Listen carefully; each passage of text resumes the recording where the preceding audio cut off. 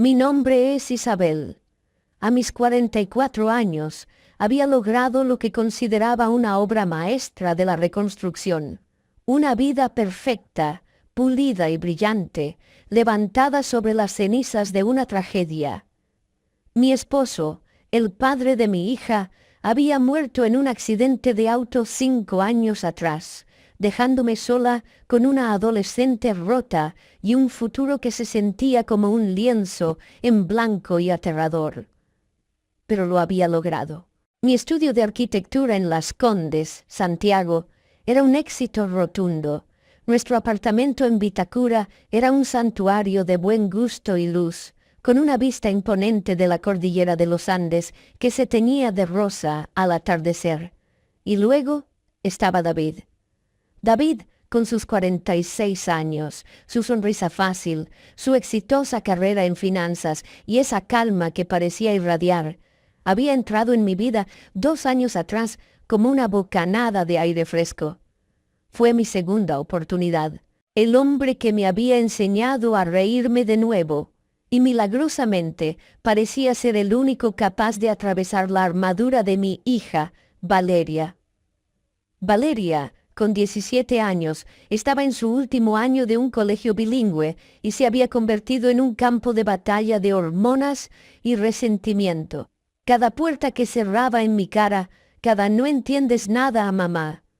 Yo lo atribuía al duelo adolescente, a esa fase inevitable en la que me había convertido en el enemigo. Pero David era mi aliado.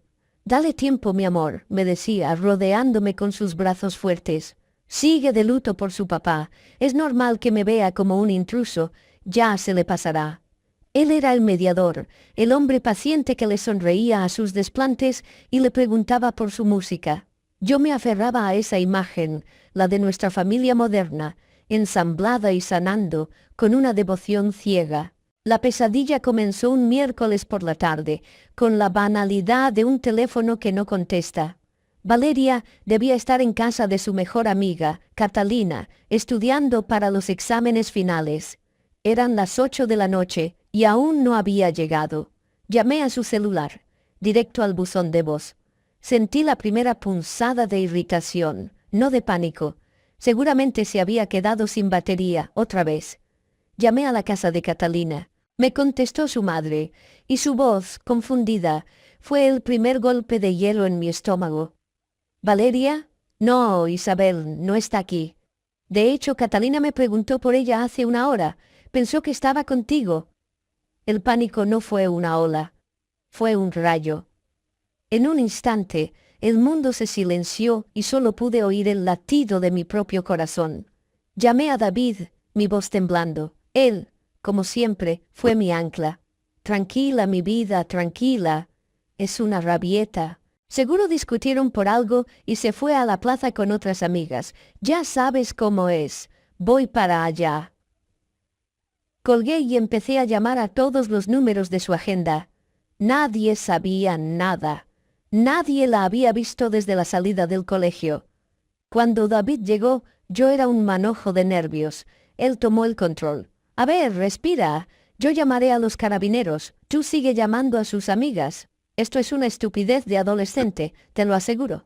Esa noche, él se quedó conmigo, sentado en el sofá de nuestro perfecto living, sosteniendo mi mano mientras yo miraba la puerta, rezando para que se abriera y escuchar su risa insolente, seguida de una excusa inverosímil.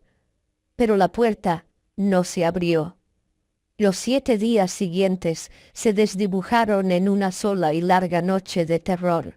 Mi mundo de planos perfectos y vistas a la cordillera se redujo a la luz fluorescente de las comisarías, al olor a café quemado y a la cara de policías que me miraban con una mezcla de lástima y sospecha. ¿Tuvieron alguna discusión reciente, señora? Sí, todas. Creemos que es una fuga voluntaria, una rabieta adolescente. Suelen volver en un par de días. Pero los días pasaban y Valeria no volvía. David fue mi roca. Se encargó de todo.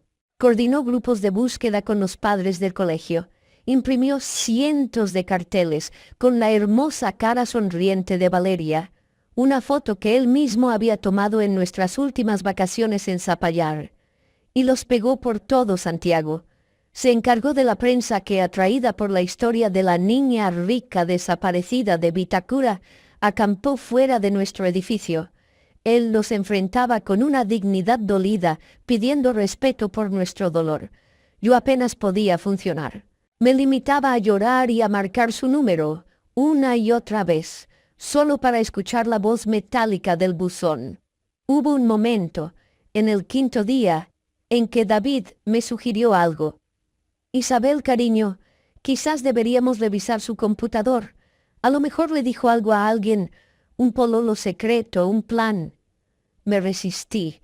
Sentía que era una violación de su privacidad, pero la desesperación pudo más.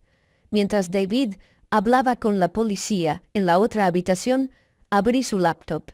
Me sentí sucia, una traidora, pero lo que encontré me rompió el corazón. Su diario, sus redes sociales privadas, estaban llenas de una oscuridad que yo no conocía, poemas sobre sentirse invisible, sobre el dolor, sobre un amor secreto y prohibido. Él es el único que me ve, escribió en una entrada. Mamá nunca lo entendería. Ella vive en su mundo perfecto, pero él sabe quién soy. Me dijo que éramos almas gemelas. Sentí una oleada de culpa. La había presionado tanto, había estado tan ciega con mi propia felicidad, que la había empujado a los brazos de algún muchacho. Le mostré a David las entradas entre lágrimas. Él me abrazó con fuerza. «Te lo dije, mi amor», susurró. «Es un chico. Está escondida con él. Quédate tranquila, es solo una locura de amor adolescente. Volverá cuando se le acabe el dinero». Sus palabras, tan lógicas, me calmaron, pero también sembraron en mí la semilla de la rabia contra ese pololo desconocido que le había hecho esto a mi hija. En la mañana del séptimo día, el teléfono sonó. Era un número desconocido, de un prefijo que no reconocí. Contesté con manos temblorosas. «Mamá». La voz era apenas un susurro, débil, quebrada. Era ella. Se me cortó la respiración. «Valeria, ¿dónde estás? ¿Estás bien?» Silencio. Luego, «Estoy en el Terminal Sur. Ven a buscarme». La llamada se cortó. No hubo explicaciones, ni disculpas. David, que había escuchado mi grito, palideció. «Gracias a Dios», dijo, pero su alivio parecía tenso, casi asustado. «Vístete, vamos por ella». El viaje desde Vitacura hasta la estación central fue el más largo de mi vida. David conducía rápido, demasiado rápido, sus nudillos blancos sobre el volante. No hablamos. La atmósfera en el auto era eléctrica, una mezcla de alivio y un pánico sordo ante lo que íbamos a encontrar. Estaría herida, drogada, sola. La imagen de mi hija, sola en el caos de la estación de autobuses más grande del país, me revolvía el estómago. Cuando llegamos, la encontramos sentada en un banco de metal, su mochila de colegio a sus pies, mirando al vacío. No era mi hija, era una versión hueca de ella. Estaba pálida, con unas ojeras oscuras que le daban a su rostro una apariencia de calavera. Estaba usando una polera ancha, sucia, que no era suya. Corrí hacia ella, mi corazón desbordado. «Valeria, mi amor». La abracé, esperando que se rompiera en llanto, que se aferrara a mí, pero su cuerpo estaba rígido, frío. Me dio unas palmaditas torpes en la espalda, como si consolara a una extraña. David se quedó a unos metros de distancia, sus manos en los bolsillos, su rostro una máscara ilegible. «Vale», dijo él, su voz extrañamente formal. «Nos tenías muertos de preocupación». Valeria levantó la vista, y la mirada que le dirigió a David no fue la de una adolescente rebelde. Fue una mirada de un odio tan puro, tan gélido y tan profundo, que me heló la sangre. «No me hables», siseó, «nunca más». El viaje de regreso a casa fue un ejercicio de tortura silenciosa. El contraste entre el caos ruidoso de la estación y el silencio sepulcral dentro del lujoso auto era casi cómico. Yo intentaba hacer preguntas. ¿Qué pasó, Vale? ¿Dónde estabas? ¿Estás herida? Ella solo miraba por la ventana, la ciudad pasando como un borrón. David conducía, sus ojos fijos al frente. La tensión entre ellos dos era tan espesa que podía cortarla con un cuchillo. Yo, en mi agotamiento, lo atribuí todo al trauma. Obviamente, el pololo la había lastimado, la había abandonado, y ella estaba avergonzada y furiosa con el mundo, incluyéndonos a nosotros. Cuando llegamos al apartamento, Valeria fue directamente a su habitación y cerró la puerta con llave. La oí abrir la ducha. David se sirvió un whisky, algo que nunca hacía de día. Sus manos temblaban. «Dale tiempo, Isabel», me dijo. «Ha sido un shock. No la presiones». Se fue poco después, diciendo que tenía que cancelar las alertas de búsqueda y hablar con la policía. Me quedé sola, parada en el pasillo, escuchando el sonido del agua, sintiéndome más lejos de mi hija que cuando estaba desaparecida. Al menos entonces existía la esperanza de encontrarla. Ahora la tenía en casa, pero la había perdido por completo. Las semanas siguientes fueron un infierno doméstico. Valeria se convirtió en una fantasma en nuestra propia casa. Se negaba a volver al colegio, apenas comía, y entonces empezaron los vómitos. La escuchaba cada mañana encerrada en el baño, el sonido violento de las arcadas. Mi corazón de madre, que había estado paralizado por el shock, comenzó a funcionar de nuevo, y una sospecha terrible que había intentado ignorar comenzó a tomar forma. Embarazo. La palabra flotaba en mi mente como una sentencia. Una tarde, reuní el valor. Entré en su cuarto sin tocar. Estaba acostada mirando el techo. «Valeria, tenemos que hablar», dije, mi voz más firme de lo que me sentía. «Estás enferma. Esos vómitos». Ella se giró lentamente. Su rostro estaba pálido, pero sus ojos estaban muertos. «No estoy enferma, mamá», dijo, con una voz plana, sin emoción. «Estoy embarazada». El aire salió de mis pulmones. La palabra, aunque esperada, me golpeó con la fuerza de un tren. Me senté en el borde de su cama, el mundo girando a mi alrededor. «¿Quién?», susurré.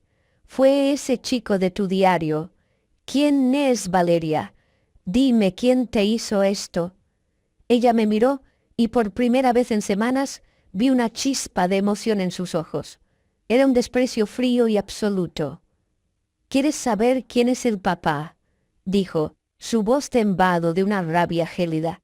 «¿De verdad quieres saber?» Se levantó de la cama, me tomó de la muñeca con una fuerza que no sabía que tenía y me arrastró fuera de su cuarto, hacia la sala de estar. David acababa de llegar. Estaba colgando su abrigo sonriéndome. «¿Cómo está nuestra niña hoy?» Valeria no soltó mi muñeca, me plantó frente a él. «Pregúntale a él, mamá», dijo, su voz subiendo a un grito que se quebró. «Pregúntale a tu novio perfecto. Pregúntale a David». Miré el rostro de mi hija, descompuesto por el odio y el dolor, y luego miré a David. Su sonrisa se había congelado. El color desapareció de su rostro, dejando una palidez cerúlea.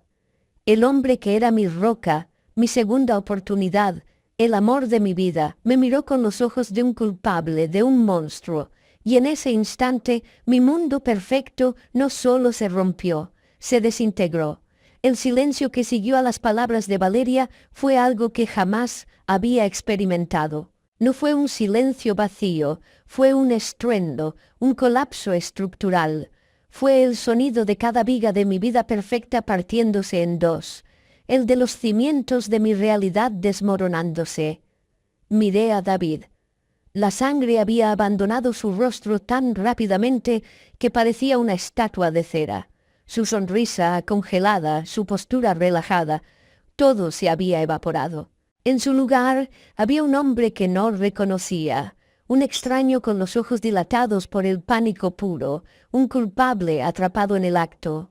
No hubo negación, no hubo un ¿de qué estás hablando? Solo ese silencio aterrador, que era una confesión más elocuente que cualquier palabra. El primer sonido que rompió ese vacío no fue el mío, sino el de él. Valeria, por favor, susurró. Su voz era un hilo patético.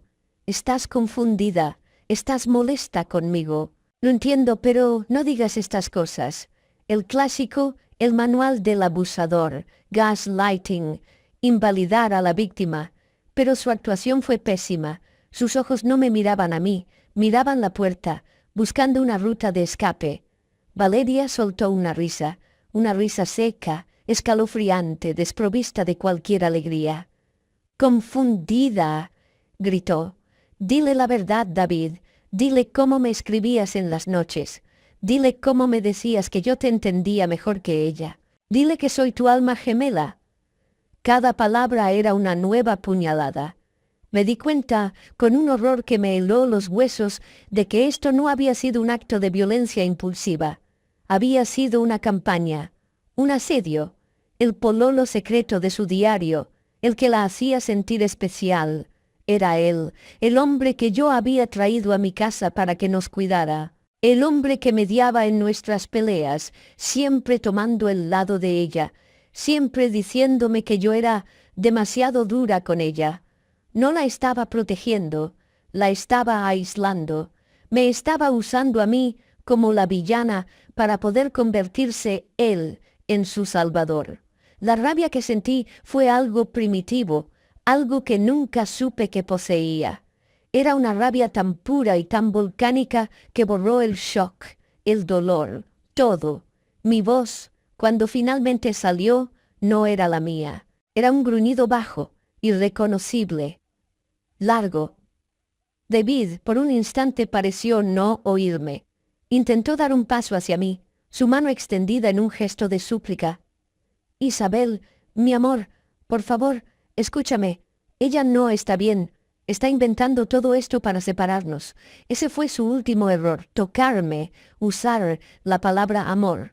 En un segundo, mi mano se movió por sí sola. Agarré la estatuilla de bronce que había ganado en la Bienal de Arquitectura, mi mayor orgullo profesional, y la arrojé. No a él. Al espejo veneciano que colgaba en la pared de enfrente. El sonido del cristal estallando fue ensordecedor. El eco de la destrucción llenó el apartamento. Valeria dio un respingo, asustada por mi propia violencia, y corrió a su habitación, cerrando la puerta de un portazo que hizo temblar las paredes. David retrocedió, su rostro ahora pálido de miedo, no de culpa. «Te dije que te largues», grité, mi voz quebrándose por la furia. «Toma tus cosas y desaparece de mi vida. No te atrevas a tocar nada más. Sal de mi casa». Él no necesitó que se lo dijera 2 veces. Corrió a nuestro dormitorio, mi dormitorio, agarró un par de cosas al azar, su laptop, su chaqueta. No me atreví a seguirlo, temía lo que podría hacer. Pasó junto a mí, sin mirarme. «Isabel, te arrepentirás de esto», murmuró. «Vas a necesitarme». «Vete al infierno, David», susurré. La puerta principal se cerró con un clic suave y definitivo. Y entonces el silencio regresó. Pero era un silencio diferente. Era el silencio de la devastación, el silencio de las ruinas. Me deslicé por la pared, mis piernas finalmente cediendo, y me senté en el suelo de mármol, rodeada por los fragmentos brillantes del espejo roto, fragmentos que reflejaban mi rostro, mi vida, mi estupidez, todo hecho añicos. Y lloré. Lloré por mi hija, por el monstruo que había invitado a nuestras vidas, pero sobre todo lloré por mi propia e imperdonable ceguera. Las horas que siguieron al cierre de esa puerta fueron un descenso a un infierno personal. No me moví del suelo. Dejé que la oscuridad del atardecer llenara el apartamento, convirtiendo las sombras en acusaciones, Cada objeto en mi sala de estar perfectamente diseñada ahora parecía una burla. El sofá donde nos acurrucamos para ver películas. La mesa donde él ayudaba a Valeria con sus tareas. La vista de la cordillera, que siempre me había dado paz, ahora parecía una prisión de picos fríos e indiferentes. La negación intentó abrirse paso. ¿Y si él tenía razón?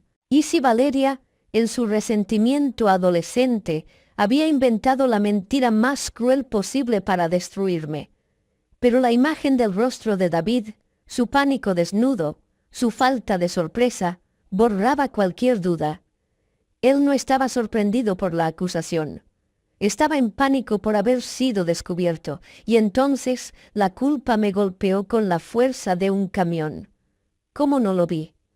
¿Cómo pude ser tan estúpida? Rebobiné los últimos 2 años en mi mente, pero ahora, con la verdad como filtro, todo se veía diferente. Los regalos caros que él le hacía a Valeria, que yo había interpretado como generosidad. Las veces que se ofrecía a llevarla al colegio, para que tú no tengas que madrugar, mi amor. Las largas conversaciones que tenían encerrados en el estudio que yo celebraba como un triunfo de nuestra familia ensamblada. No era generosidad, era acoso, era aislamiento, era un plan metódico para ganarse su confianza, para ponerla en mi contra, para convertirla en su secreto. La había entregado en bandeja de plata al depredador, demasiado ocupada disfrutando de mi segunda oportunidad en el amor. Me sentí sucia, cómplice, la peor madre del mundo. Finalmente, temblando, me levanté. Tenía que hablar con ella. La puerta de su cuarto seguía cerrada con llave. Toqué suavemente. Vale, por favor, ábreme. Se fue. Te juro que se fue para siempre. No hubo respuesta. Solo el sonido ahogado de su música demasiado alta. Hija, por favor, háblame. Silencio. Me senté en el suelo, frente a su puerta, como un perro guardián que había fallado en su deber, y me quedé allí toda la noche, escuchando el silencio de mi hija, un silencio que era mi sentencia. Los días siguientes fueron una niebla de procedimientos legales y dolor emocional. Descubrí que David había vaciado su oficina. Había renunciado a su trabajo el día que Valeria desapareció, diciendo que tenía una emergencia familiar. Se había evaporado. Probablemente ya estaba fuera del país. Había planeado su huida, lo cual me llevó a la verdad más aterradora. Los 7 días. ¿Qué había pasado esos 7 días? La había secuestrado. La policía, a quien tuve que informar que mi novio y mi hija habían desaparecido juntos, ahora me miraba con una lástima profesional que me revolvía el estómago. Finalmente, después de 2 días de silencio absoluto, Valeria abrió la puerta de su cuarto. Estaba pálida, sus ojos hinchados. «Necesito ir al médico», fue lo primero que me dijo. El alivio de que me hablara fue tan grande que casi me desmayo. Conseguí una cita con una ginecóloga esa misma tarde, una doctora de mi confianza, a la que le tuve que mentir, diciendo que el padre era un pololo anónimo. La doctora confirmó lo que ya sabíamos. 10 semanas de embarazo. 10 semanas. El acoso había estado ocurriendo bajo mi techo durante meses. En el camino de regreso, en el silencio del auto, Valeria finalmente habló. Él me dijo que nos iríamos. Susurró, mirando por la ventana. Me dijo que yo era la única que lo entendía, que tú eras débil, que vivías en un mundo de fantasía, y yo le creí, mamá, le creí todo. Me contó que el día que desapareció le había dicho a David que creía estar embarazada. Él entró en pánico. Le dijo que hiciera una maleta, que se encontraran, que empezarían una nueva vida juntos, lejos de mí. Se escondieron en un motel barato en el cajón del Maipo. Esos 7 días no fueron una escapada romántica, fueron una pesadilla de manipulación. Él estaba aterrado, cambiaba de humor constantemente, a veces era dulce, a veces cruel. Y en la mañana del séptimo día, en la estación de autobuses, bajo la promesa de comprar pasajes al sur, le dijo que esperara, que iba al baño, y nunca volvió. La abandonó allí, embarazada, sola y con 17 años. La confirmación del embarazo nos obligó a enfrentar la elección más difícil de nuestras vidas. Esa noche me senté en su cama. El cuarto, con sus pósters de bandas de rock y sus libros de colegio, parecía la habitación de una niña, y de repente sentí una oleada de furia protectora que eclipsó mi propia culpa. Valeria, comencé, mi voz temblando pero firme, lo que él te hizo fue un crimen. No fue tu culpa. Él era el adulto. Él era mi pareja. Él abusó de nuestra confianza. Ella me miraba, sus ojos vacíos. Y ahora tenemos que tomar una decisión, y es solo tuya, no mía, no de él, tuya. Le expliqué las opciones. La ley en Chile permitía la interrupción del embarazo en ciertos casos. Esto era sin duda uno de ellos. Si decides no continuar con esto, yo estaré a tu lado. Te juro que nadie lo sabrá. Nos iremos de viaje, y cuando volvamos, todo esto habrá terminado. Ella absorbió mis palabras en silencio. Y si decides tenerlo, continué, la garganta seca, también estaré a tu lado. Dejaré mi trabajo, venderemos este apartamento, este lugar lleno de sus fantasmas. Nos iremos a otra ciudad, a otro país si es necesario, y criaremos a ese bebé juntas, pero tienes que saber que será difícil, muy difícil. Ella no dijo nada durante mucho tiempo, solo miraba sus manos. Finalmente levantó la vista y por primera vez desde que había regresado vi lágrimas de verdad, lágrimas de una niña asustada. No sé qué hacer, mamá, sollozó. Tengo tanto miedo, siento que mi vida se acabó. Él me robó mi vida. Me acerqué y la abracé, y esta vez ella se aferró a mí, su cuerpo temblando con sollozos profundos y desgarradores. No se acabó, le susurré, mientras mecía a mi hija como cuando era pequeña. Está rota, está diferente. Pero te juro por mi vida que no se acabó. La vamos a reconstruir juntas. Tomamos una decisión. 2 meses después, el apartamento de Vitacura estaba irreconocible. Las elegantes esculturas, los sofás de diseño, todo había desaparecido. El espacio estaba lleno de cajas de cartón. El cartel de "Se vende" en la ventana principal era la señal de nuestra capitulación y nuestra liberación. Hablamos con un abogado. Rastrear a David era casi imposible, y francamente no teníamos la fuerza para un juicio que obligaría a Valeria a revivir cada detalle sórdido de su abuso. Nuestra justicia no vendría de un tribunal, vendría de nuestra supervivencia.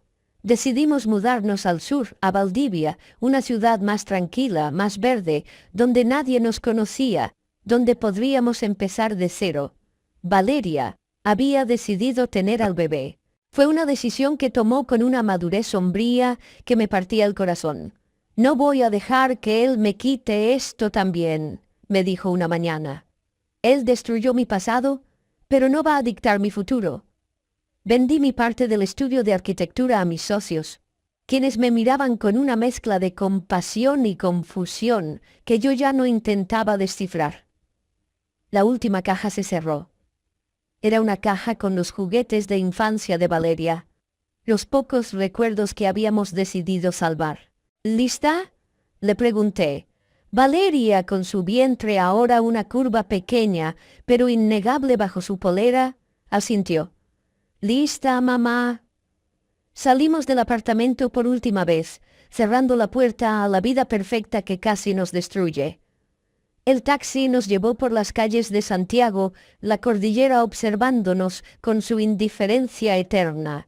No era un final feliz, era un final real. 2 mujeres, una madre y una hija, unidas por la traición más profunda imaginable, conduciendo hacia un futuro aterrador, incierto y complicado.